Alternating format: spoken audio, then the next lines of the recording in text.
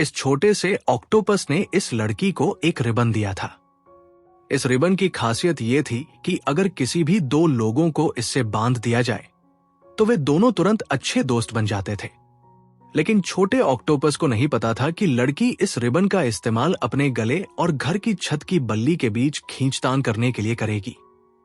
वो स्टूल पर खड़ा होकर लड़की के शरीर को हिलाता रहा, मानो उसे बताना चाहता हो कि यह खुशी वाला उपकरण इस तरह इस्तेमाल करने के लिए नहीं है।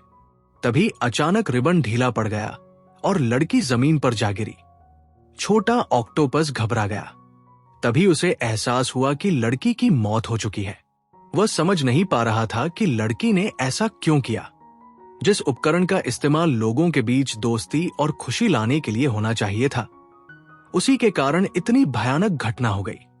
छोटे ऑक्टोपस को बहुत पछतावा हुआ। उसे अपनी मां की बात नहीं माननी चाहिए थी और उस उपकरण को इंसान के इस्तेमाल के लिए नहीं देना चाहिए था। दुखी होकर वो वापस उसी कूड़े के ढेर के पास पहुंचा जहां उसकी मुलाकात उस लड़की से हुई थी। वहां उसे लड़की के साथ खिंचवाई हुई एक फोटो मिली। उसके पास एक गुलाबी रंग का कैमरा भी रखा था। यह कोई साधारण कैमरा नहीं था। यह समय में वापस ले जाने वाला कैमरा था। इसमें सिर्फ एक फोटो सेव की जा सकती थी। अगर कैमरा उस फोटो को पढ़ ले तो इंसान उस पल में वापस जा सकता था जब वो फोटो खींची गई थी। छोटे ऑक्टोपस ने कैमरा उठाया। वो उस दिन वापस जाना चाहता था जब लड़की अभी जिंदा थी। वह उसे बचाना चाहता था।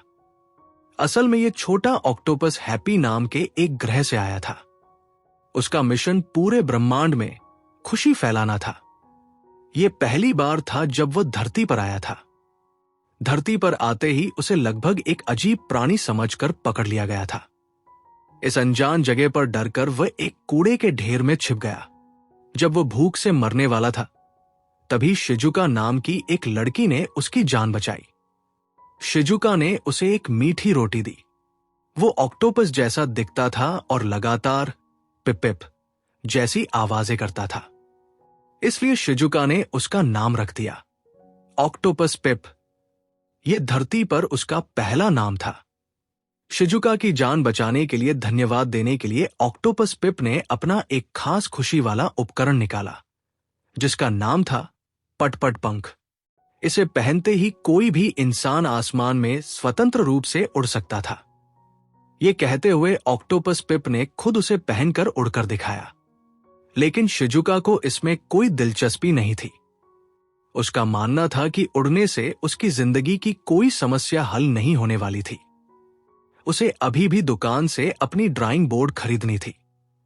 उसने ऑक्टोपस पिप को यह भी बताया कि उसे जो रोटी दी थी उसकी चिंता करने की जरूरत नहीं है। वह स्कूल के मिड डे मील में बची हुई रोटी थी और वह आगे भी उसके लिए खाना लेकर आती रहेगी। ऑक्टोपस पिप की दुनिया में इंसानों के बारे में एक अजीब धारणा थी। वह सोचता था कि इंसान रात में उड़ने वाले जीव हैं, क्योंकि धरती पर आने के बाद उसने बहुत से उड़ने वाले जानवर देखे थे।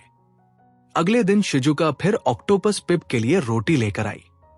ऑक्टोपस पिप ने उसे कसकर गले लगा लिया। जब भी उसी स्कूल के दूसरे बच्चे वहां से गुजरते, शिजुका बहुत डर जाती थी। एक दिन उसकी कक्षा की कुछ लड़कियां वहां से गुजरी। वे हंसते हुए कह रही थी कि आज उन्होंने फिर शिजुका की ड्राइंग बोर्ड तोड़ दी है। यह तीसरी बार था जब उन्होंने उसकी चीज खराब की थी। वे उसका मजाक उड़ाते हुए कह रही थी कि अब शायद उसके पास नई ड्राइंग बोर्ड खरीदने के पैसे भी नहीं होंगे। ऐसा लगता था कि शिजुका को परेशान करना ही उनके लिए सबसे बड़ी खुशी थी। लेकिन ऑक्टोपस पिप उनकी बातों का मतलब नहीं समझ पाया। उसे लगा कि शायद वे सब कोई खेल खेल रहे हैं। धीरे धीरे अंधेरा होने लगा और शिजुका घर जाने की तैयारी करने लगी। तभी ऑक्टोपस पिप ने एक गुलाबी रंग का कैमरा निकाला। देखने में वह एक साधारण कैमरा लगता था, लेकिन उसमें एक बेहद खास शक्ति थी। शिजुका को उसमें भी कोई खास दिलचस्पी नहीं थी। उसे लगा कि मोबाइल फोन इससे कहीं ज्यादा सुविधाजनक है। अब शिजुका जल्दी से दुकान जाने लगी, क्योंकि अगर वो देर करती तो स्टेशनरी की दुकान बंद हो जाती। जब उसने अपना बैग खोला तो उस पर कई अपमानजनक बातें लिखी हुई थी और उसकी ड्राइंग बोर्ड भी गायब थी। शिजुका ने ऑक्टोपस पिप को अलविदा कहा और बिना पीछे देखे वहां से चली गई। इसके बाद कई दिनों तक शिजुका अपने वादे के अनुसार रोज ऑक्टोपस पिप के लिए खाना लेकर आती रही। वही ऑक्टोपस पिप भी हर दिन अलग अलग खुशी वाले उपकरण निकालता और किसी न किसी तरह शिजुका को खुश करने की कोशिश करता। एक दिन शिजुका ने ऑक्टोपस पिप से कहा कि आज उसे जल्दी घर जाना होगा क्योंकि चाबी अभी तक खाना नहीं खा पाया था। फिर उसने ऑक्टोपस पिप से पूछा कि क्या वो उसके घर चलना चाहेगा। ऑक्टोपस पिप उसके साथ घर चला गया। वहां उसकी मुलाकात पहली बार चाबी से हुई और उसी समय उसने शिजुका को पहली बार इतनी खुशी से मुस्कुराते हुए देखा।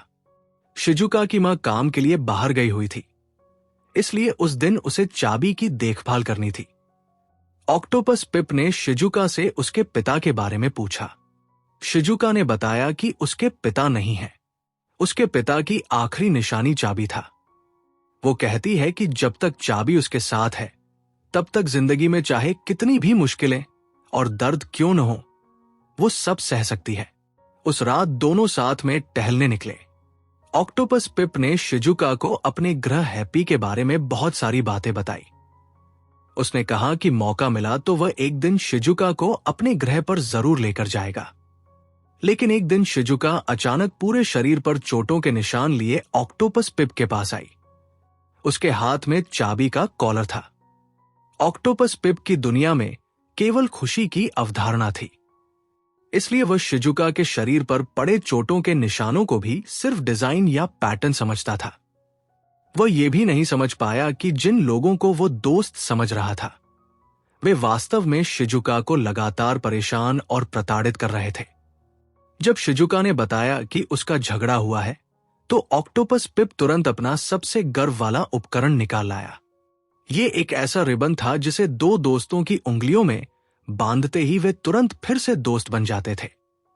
यह रिबन बेहद मजबूत था और इसकी लंबाई अनंत तक बढ़ सकती थी।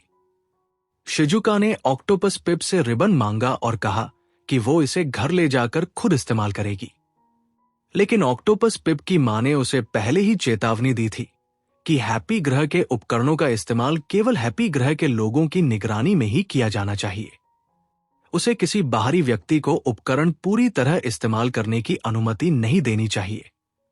लेकिन शिजुका के बार बार अनुरोध करने पर ऑक्टोपस पिप का दिल पिघल गया। उसने अपनी मां की बात भूलकर रिबन शिजुका को दे दिया। उस दिन ऑक्टोपस पिप वहीं शिजुका का इंतजार करता रहा। वह सुबह से शाम तक उसका इंतजार करता रहा। धीरे धीरे उसे चिंता होने लगी। उसे समझ नहीं आ रहा था कि शिजुका अपने दोस्तों के साथ फिर से दोस्त बनी या नहीं, क्योंकि यह रिबन अनंत तक लंबा हो सकता था। इसलिए अगर इसे सही तरीके से इस्तेमाल न किया जाए तो यह आसानी से उलझ सकता था। ऑक्टोपस पिप को डर लगने लगा, इसलिए वो शिजुका के घर की तरफ दौड़ पड़ा। जब वो वहां पहुंचा तो उसने देखा कि शिजुका रिबन के सहारे घर की बल्ली से उलझी हुई थी। ऑक्टोपस पिप उसे बचाने की कोशिश करता रहा, लेकिन अचानक रिबन ढीला पड़ गया और शिजुका का शरीर जोर से जमीन पर गिर पड़ा। तभी ऑक्टोपस पिप को एहसास हुआ कि शिजुका मर चुकी है। वह डरकर पीछे हट गया। शिजुका की गर्दन पर वही रिबन लिपटा हुआ था। उसके दिमाग में तुरंत अपनी मां की कही हुई बातें गूंजने लगी। उसे समझ आ गया कि उसने नियम तोड़ा था और उसी गलती की वजह से यह सब हुआ। ऑक्टोपस पिप बेहद दुखी हो गया। ब्रह्मांड में मृत्यु सभी जीवों के लिए एक समान नियम है। चाहे कोई उपकरण कितना भी शक्तिशाली क्यों न हो, वो मृत व्यक्ति को वापस जीवित नहीं कर सकता। लेकिन कूड़े के ढेर पर वापस जाते समय ऑक्टोपस पिप को वही खुशी वाला कैमरा मिला। उसे अभी भी समझ नहीं आया था कि शिजुका ने ऐसा क्यों किया। इसलिए उसने फैसला किया कि वो उस फोटो को कैमरे में डालेगा और उस समय में वापस जाएगा जब वो फोटो खींची गई थी। वह अतीत में जाकर यह पता लगाना चाहता था कि आखिर शिजुका के साथ क्या हुआ था।